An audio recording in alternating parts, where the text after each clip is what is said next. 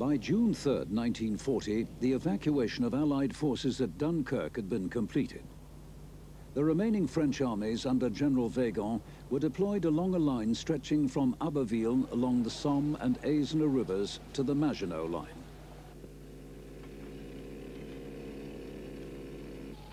After regrouping, the Germans renewed their assault on June the 5th.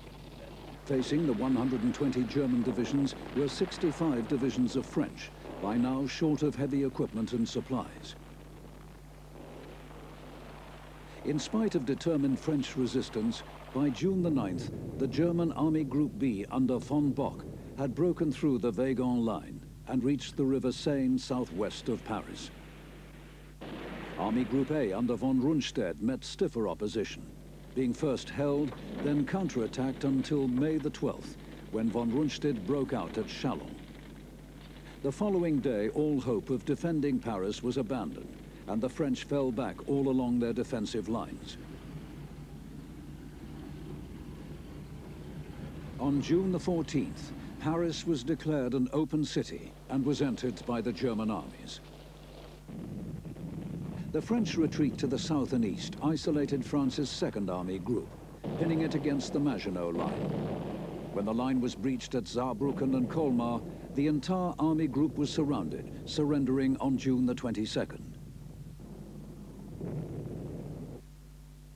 Marshal Pétain, who had become President of France on June the 16th, requested an armistice to which the Germans agreed on June the 22nd.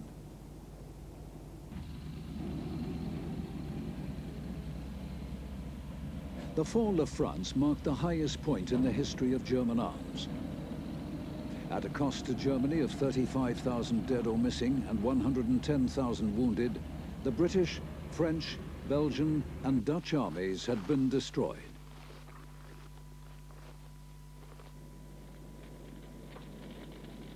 Allied dead numbered almost 200,000. Almost 2 million Frenchmen had been taken prisoner.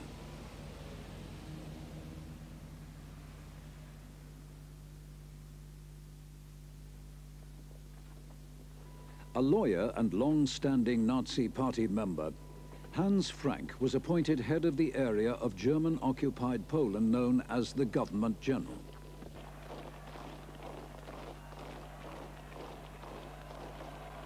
Himmler's Nordic obsessions went even further than his attempt to create from the SS what he called a nursery garden for pure Germanic blood.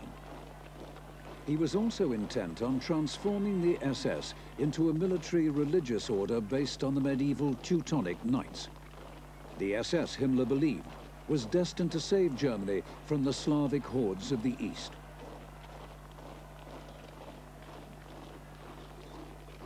Himmler thought himself the reincarnation of the Saxon King Henry the Fowler, 10th century defender of the Holy Roman Empire.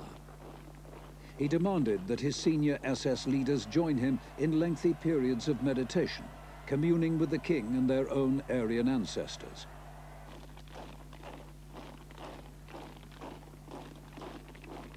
Hitler's tolerance towards Himmler's strange fantasies was a source of endless puzzlement to other senior party leaders. Yet, to Hitler, Himmler's SS, because of its unswerving loyalty, was a priceless asset. With the formation of SS military units, even the power of the regular army could be kept in check.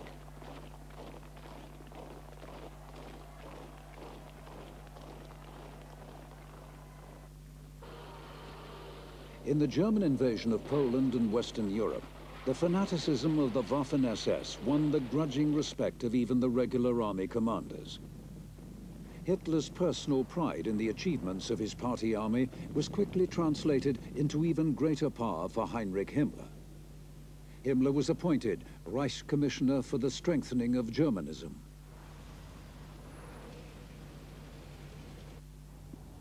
In this capacity, he was responsible for racial policy in the Eastern Territories, including the settlement of ethnic Germans on land from which Czechs, Poles or Jews had been expelled.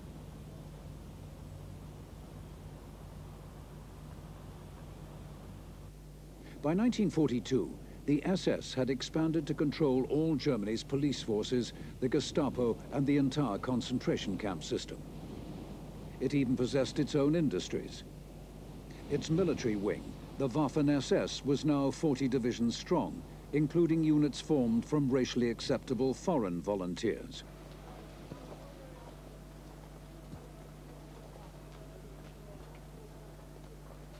By recruiting from Holland, Norway and Belgium, Himmler intended to create a pan-European Aryan army for the destruction of racial inferiors and the fight against Bolshevism.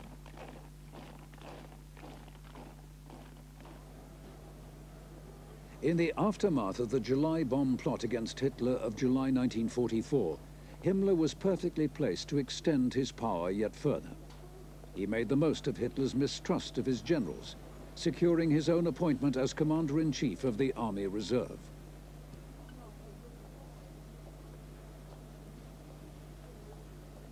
In late 1944, Himmler was given command of Army Group Upper Rhine, facing the American advance. In January 1945, Hitler appointed him commander of Army Group Vistula, in the path of the oncoming Russians. Himmler's loyalty, Hitler hoped, would produce results where all the military experience of the army generals had failed. The result was a disaster.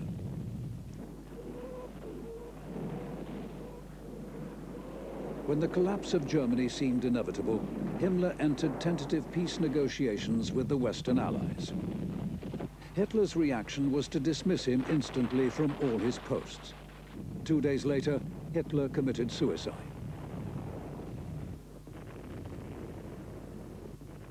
In the immediate aftermath of the war, Himmler attempted to escape detection by assuming the identity of a dead village policeman. He was captured by the British, but succeeded in committing suicide by poisoning before he could be interrogated.